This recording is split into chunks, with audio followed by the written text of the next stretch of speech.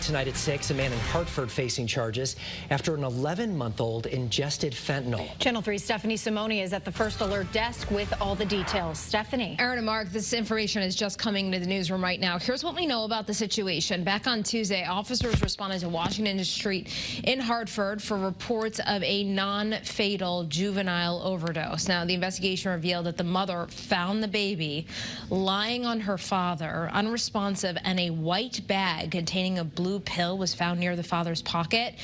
The father, 46-year-old Angel Luis Gonzalez, admitted the pill was his. He is now facing charges. That child, thankfully, is recovering. On the First Alert desk, I'm Stephanie Simone, Channel 3 Eyewitness News.